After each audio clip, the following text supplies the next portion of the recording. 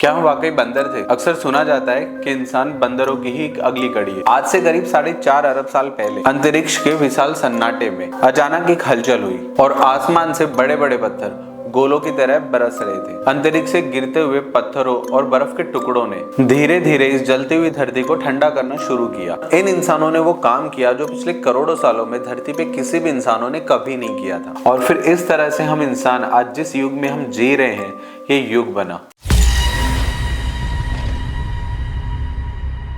क्या हम वाकई बंदर थे? अक्सर सुना जाता है कि इंसान बंदरों की ही एक अगली कड़ी है, लेकिन ये आधा सच है, क्योंकि हमारा साइंस कहता है कि हम डायरेक्टली बंदरों से विकसित नहीं हुए हैं। ये सवाल कुछ वैसा ही है कि पहले अंडा आया या फिर मुर्गी। इंसान के वजूद के इतिहास को समझने के लिए हमें आज की सुख सुविधाओं के जीवन को छोड़ करके पीछे जाना पड़ेगा, जहाँ पे समय की कोई गिनती ही नहीं थी। अक्सर लोग पूछते हैं कि इंसानों का पहला पूर्वज कौन था, लेकिन उस पूर्वज से भी पहले ये धरती कैसी थी? ये सवाल कुछ वैसा ही है कि बीज पहले आया या फिर मिट्टी। बिना किसी उपजाऊ जमीन के बीज पनप नहीं सकता था, और बिना बीज के उपजाऊ मिट्टी किसी भी काम की नहीं होती है। आज से करीब 4.5 अरब साल पहले अंतरिक्ष के विशाल सन्नाटे में अचानक एक हलचल हुई। धूल और गैस के गुब्बारे आपस में टकरा रहे थे और ग्रेविटी ने इन्हें आपस में जोड़ना शुरू किया और एक धड़कता हुआ गोला बना, जो कि आज हमारी पृथ्वी कहलाती है। और उस टाइम की पृथ्वी आज की तरह नीली और शांत नहीं थी। वो आग उगल रही थी और हर तरफ लावे की नदियां बह रही थी और आसमान से बड़े बड़े पत्थर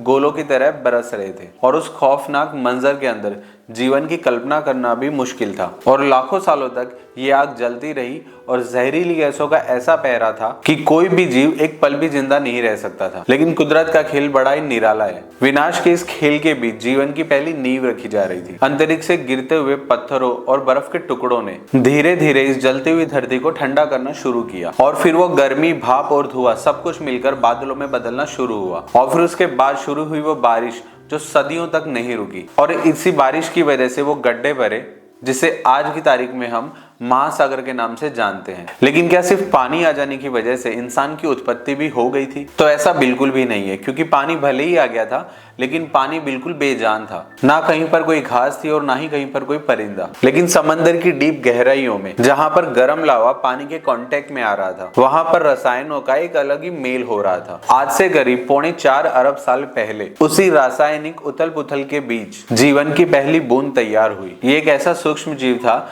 जिसे नग्न आंखों से देखना नामुमकिन था, लेकिन इसके पास एक ऐसी ताकत थी जो पत्थरों और पानी के पास नहीं थी। और वो खास ताकत ये थी कि ये अपनी खुद की एक नकल तैयार कर सकता था। और यहीं से वो शुरू हुआ जीवन का और लंबा और कठोर सफर, जिसने लाखों सालों तक अपने आप को समुद्र की गहराइयों में छुपा कर रखा। और फिर जीव धीरे धीरे विकसित हुए, और फिर इन जीवों ने सूरज की रोशनी से धीरे धीरे ऊर्जा बनाना सीखा। और फिर इसका परिणाम ये हुआ कि धरती की जलवायु में पहली बार प्राणवायु घुलने लगी, और ये हवा ही थी जिसने भविष्य के इंसानों के लिए पहली नींव रखी। लेकिन क्या आपको लगता है कि जीवन का ये रास्ता आसान और बहुत ही सीधा था? तो ऐसा बिल्कुल भी नहीं है, क्योंकि कुदरत ने जीवन की टाइम टू टाइम परीक्षा ली, और ऐसे ऐसे महाविनाश आए जिन्होंने सब कुछ खत्म करने की कोशिश भी की। और इतिहास गवाह है कि धरती कई बार पूरी तरह से जम गई थी, लेकिन फिर भी उन सूक्ष्म जीवों ने हार नहीं मानी, और वो समुद्र की उन गहराइयों में गर्म दरारों के बीच में छुपे रहे। और जैसे ही बर्फ पिघली तो वो सूक्ष्म जीव फिर से बाहर निकले, और अब वो पहले से ज्यादा मजबूत थे। और फिर धीरे धीरे ये जीव एक कोशिकीय से बहुकोशिकीय बने, और फिर छोटे छोटे कीड़ों जैसे जीवों ने जन्म लिया, और फिर मछलियां आई, और उसके बाद में फिर एक ऐसा समय आया जब जीवों ने पानी की सीमा को लांघ करके जमीन पे कदम रखा। आज से करीब 36 करोड़ साल पहले कुछ साहसी मछलियों ने अपने पंखों का इस्तेमाल अपनी पाँव की तरह किया, और वो सूखी और कीचड़ जैसी जमीन पे रेंगने लगी। और फिर यहीं से जल थल चरों और रेंगने वालों जीवों का विकास शुरू हुआ। लेकिन सबसे बड़ा मोड़ अभी बाकी था। आज से लगभग 25 करोड़ साल पहले एक ऐसा ज्वालामुखी विस्फोट हुआ जिसने धरती के लगभग 90% जीवों का विनाश कर दिया। और इस विनाश की वजह से जो जीव बचे उनमें से एक नई प्रजाति निकली, जिसे हम विशालकाय सरीसृप या फिर भीमकाय छिपकलियों के नाम से भी जानते हैं।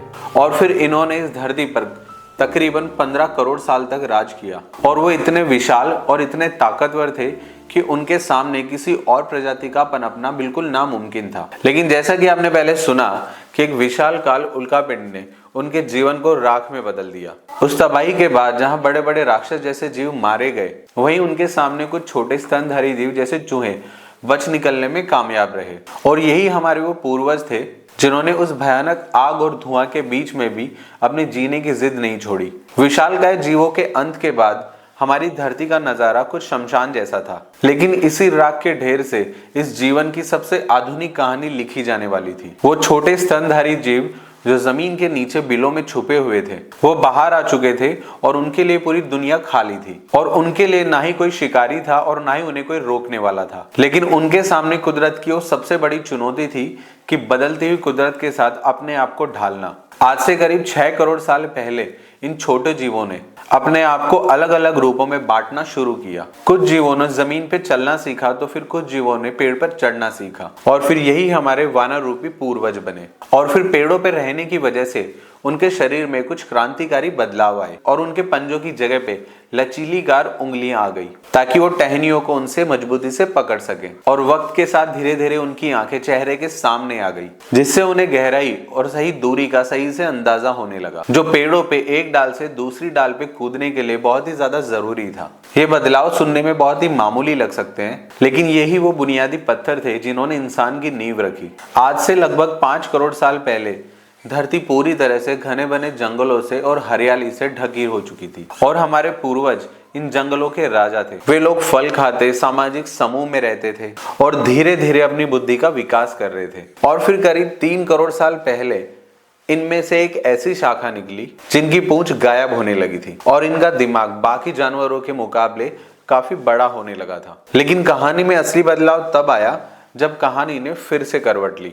आज से लगभग 80 लाख साल पहले अफ्रीका की धरती के अंदर हलचल हुई और विशाल घाटियों का निर्माण हुआ। पहाड़ों की ऊंची दीवारें खड़ी हो गई, जिसकी वजह से जंगल सूखने लगे और बड़े बड़े मैदान बनने लगे। और फिर पेड़ों की संख्याएं कम होने लगी और फिर इसी वजह से एक पेड़ से दूसरे पेड़ की दूरी भी बढ़ने लगी। और यही वो ऐतिहासिक दौर था जब हमारे पूर्वजों के सामने जिंदगी और मौत का सवाल खड़ा हो गया। और ऐसे में हमारे पूर्वजों के सामने सिर्फ 2 ही ऑप्शन बचे थे, या तो वो सूखते हुए जंगलों के साथ खुद भी खत्म हो जाते या फिर वो जमीन पे उतरते और चलना सीखते। पेड़ों से उतरकर घास के मैदानों में चलना हमारे पूर्वजों के लिए बहुत ही खतरनाक था, क्योंकि वहां पर शिकारी जानवरों की कोई भी कमी नहीं थी। घास काफी बड़ी हुआ करती थी, इस वजह से उन्हें अपने 2 पैरों पे खड़ा होना पड़ा ताकि वो शिकारियों को आसानी से देख सके। और यही वो टाइम था जब मानव वंश का निर्माण हुआ। 2 पैरों पे चलना सिर्फ चलने का एक तरीका नहीं था, बल्कि इसकी वजह से हमारे पूर्वजों के बाकी के 2 हाथ भी आजाद हो गए और अब उन 2 हाथों से वो चीजों को उठा सकते थे, अपने बच्चों को गोद में ले सकते थे और सबसे इंपॉर्टेंट चीज कि अब वो अपने हाथों से हथियारों को भी पकड़ सकते थे।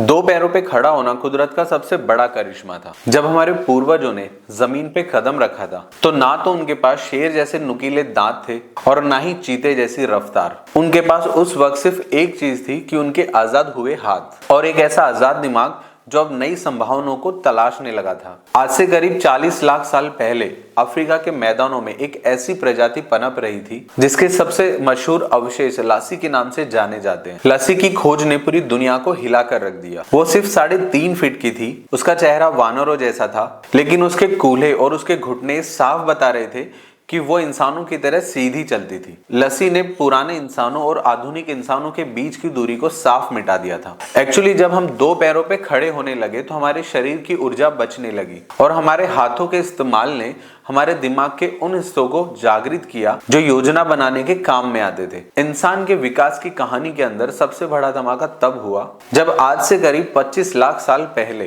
कामकाजी इंसानों का उदय हुआ। इन इंसानों ने वो काम किया जो पिछले करोड़ों सालों में धरती पे किसी भी इंसानों ने कभी नहीं किया था। इन्होंने औजार बनाना शुरू किया।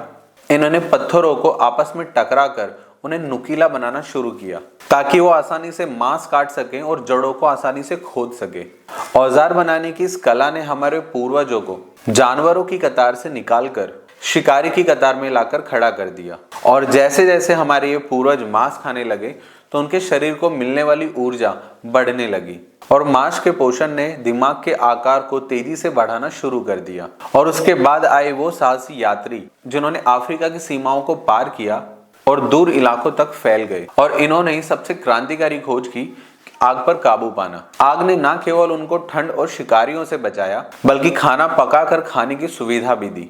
पका हुआ खाना पचाना बहुत ही आसान था, जिसकी वजह से हमारे जबड़े छोटे होने लगे और हमारे दिमाग के विकास के लिए सर के अंदर ज्यादा जगह बनने लगी। लेकिन यहाँ पर एक पहेली अभी भी बाकी है। यह हमारे पूर्वज हजारों सालों तक धरती पर रहे, लेकिन वो हमारी तरह कलाकृतियां नहीं बना सकते थे, सभ्यताएं नहीं बसा सकते थे। लेकिन विकास की इस लंबी दौड़ में आज हम उस जगह पर आ चुके हैं जहां से आधुनिक मनुष्य का चेहरा साफ दिखाई देने लगता है। आज से करीब 3 लाख साल पहले अफ्रीका की बदलती हुई जलवायु के बीच एक नई प्रजाति का निर्माण हुआ, जिसे हम आज के इंसान के रूप में पहचानते हैं। लेकिन हमारे पूर्वजों के सामने एक बहुत ही बड़ी चुनौती थी। उस टाइम पे धरती पे हम अकेले इंसान नहीं थे, दूसरे इलाकों में बहुत ही ताकतवर और बहुत ही भारी शरीर वाले इंसान भी रहा करते थे, जो हमसे कई गुना ज्यादा बलवान भी थे। तो सवाल ये उठता है कि कमजोर शरीर वाले हमारे पूर्वजों ने पूरी दुनिया के ऊपर कब्जा कैसे कर लिया? तो इसका जवाब उनकी शारीरिक ताकत में नहीं, बल्कि उनकी कल्पना शक्ति और उनकी भाषा में छिपा है। आज से लगभग 70,000 साल पहले हमारे पूर्वजों के दिमाग में एक बहुत ही बड़ी क्रांति हुई। उन्होंने ना केवल आवाजें निकालना सीखा, बल्कि उन आवाजों को अर्थ देना भी सीख लिया। और यही वो टाइम था जब इंसानों ने पहली बार कहानियां बुनी, विश्वास पैदा किए और गुफाओं की दीवारों पर चित्रकारियां शुरू की, जहां पे उस वक्त दूसरे जानवर और दूसरे जीव सिर्फ अपनी आंखों के सामने की दुनिया को देख सकते थे। वहीं हमारे पूर्वजों ने भविष्य की योजना भी बनाना सीख लिया था, और इसी तालमेल की वजह से वो हजारों की संख्या में भी एकजुट होकर के रहने लगे। आज से कई हजारों साल पहले जब आखिरी बर्फानी दौर खत्म हुआ, तो इंसान ने एक और बड़ा कदम उठाया। उन्होंने शिकार को छोड़कर जमीन को बोना शुरू किया, और फिर खेती की वजह से इंसान एक जगह पर रुककर रहने के लिए मजबूर हो गया। अब उन्हें रोज खाने की तलाश में भटकने की जरूरत नहीं पड़ती थी। बस्तियां बनी और फिर बस्तियों से गांव बने, और फिर इस तरह से हम इंसान आज जिस युग में हम जी रहे हैं, ये युग बना और इस युग तक हम पहुंच सके।